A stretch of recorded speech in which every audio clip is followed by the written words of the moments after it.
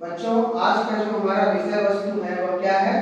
Malaria. इसमें हम लोग यह समझेंगे कि हमें मलेरिया कैसे होता है और इसके क्या लक्षण हैं। ठीक है, तो सबसे पहले हम यह जानेंगे कि किस जीवाणु से हमें मलेरिया होता है। तो उस जीवाणु का नाम क्या है? Plasmodium virus. क्या नाम है? Plasmodium virus. यह जो प्लाज्मोडियम वायरस है यह एक प्रोटोजोआ है। यह क्या है? प्रोटोजोआ।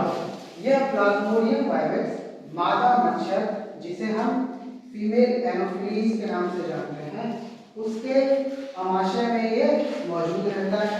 ठीक है, और यह हमारे लिवर यानी कि यकृत में भी मौजूद रहता है, साथ ही साथ लाल रक्त कणिकाओं में भी यह मौजूद रहता है। यह अपनी वृद्धि हमारे यकृत में एवं लाल रक्त कोशिकाओं में करती हैं। यह अपनी संख्याओं को हमारे यकृत एवं लाल रक्त कोशिकाओं में बढ़ाती है। ठीक है, अब हम यह समझेंगे कि यह बीमारी, जो मलेरिया बीमारी है, यह हमें होता कैसे है। तो सबसे पहले जो संक्रमित मादा मच्छर होती है ना, संक्रमित मादा मच्छर यानी कि वैसा मादा मच्छर, वैसा फीमेल एनोफिलीज जिसके अंदर, जिसके आमाशय में यह परजीवी मौजूद होता है, और उस परजीवी का नाम क्या है? Plasmodium virus. अब जब वह मादा मच्छर हमें काटती है तो वह जो परजीवी है वह उसके आमाशय से होते हुए उसके लार के माध्यम से हमारे शरीर के अंदर प्रवेश करती है ना। कौन प्रवेश करती है? Plasmodium virus. ठीक है, अब यह जो प्लाज्मोडियम वायरस है वह हमारे रक्त में पहुंचती है। कहाँ पहुंचती है?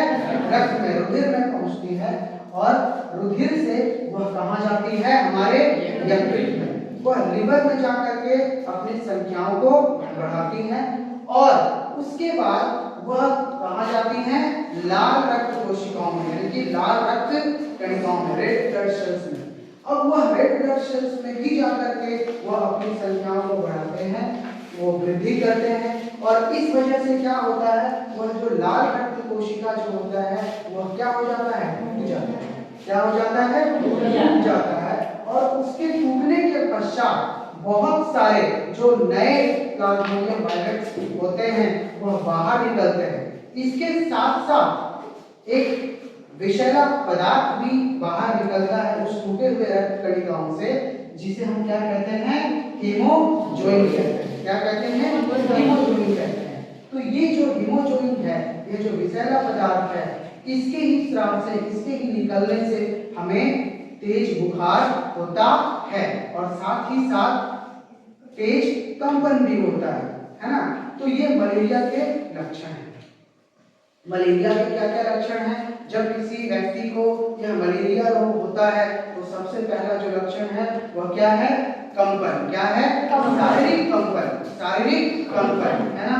उसके बाद तेज बुखार है, कभी कभी उसके मांसपेशियों में तथा सिर में काफी तेज दर्द भी होता